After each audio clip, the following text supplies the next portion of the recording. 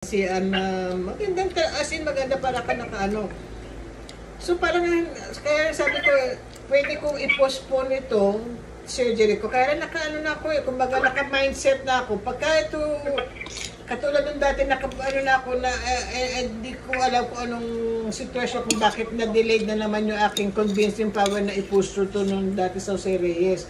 Na-delayed hanggang to this point na dinugo-dugo na naman niya ako. Na nag-ano na ako, sa pag-uusap na anak ko, sige na mama, please lang, i-push mo na ako, express tayo na ano mo, tulungan kita, which is hindi naman drawing. Nag-uusap pa lang kami, tumitimbre na yung remittance, pinadala na yung kagad. Ano mo yan mama, sabi ko, magulat ka, 2 baksak, malaki. Sabi ko, pero huwag mo lahanin, may gagastusin ako. Hindi mama, kung inaano mo, ayun ang iano mo lang yung sarili mo. Make sure na safe ka. Tapos ganito mga mangyayari, nakakaano.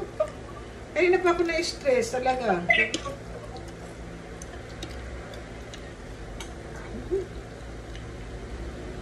Ay, naku.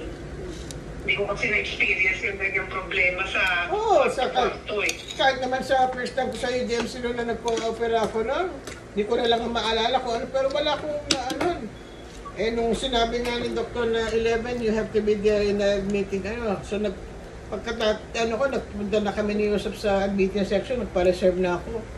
Hindi ko akalang ganitong katindi ng, sabi niya ba yun mo? Ang talaga? Ewan ko, hindi na sa akin. Kahit UST, nasa-opera rin ako sa nagpa-DNC ako sa UST, wala rin problema sa kwarto. Nakakuha rin ako ng kwarto agad. Wala rin pa sinasabi na, ay walang kwarto, ganyan. Wala rin sinasabi gano'n. Ayan, nakatatlo na siya. Pero ayoko sa UST. Ito pa maganda ang kwarto ko kaya sa UST.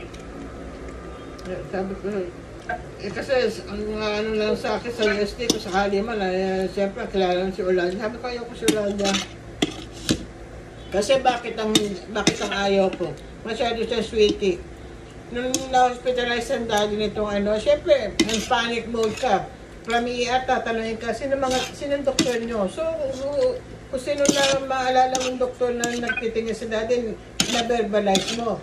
Pati si Ula yung gago na sabi mo, so wala namang siyempre, picture, daily, papakita, kumusta daddy, hanggang sa mga. Kumakalap pa ng doktor yun, ng hospital, yung sinong doktor nyo. Eh kung wala namang kinalaman yung type of doctor na yun sa condition ng pasyente, kagaya ng Grandia. Ano ba kung tingnan dati doon nung nabanggit niya siya? Yun nga, critical siya na siya sa. Basta sa one of the hospitalization ng daddy, either nung nabagok siya na nasa Marites siya nung nasa Sabo o whatever na Ginawa niya yung Sulaya, picture lang na magkano bill niya, 25,000. Grabe ha? Ang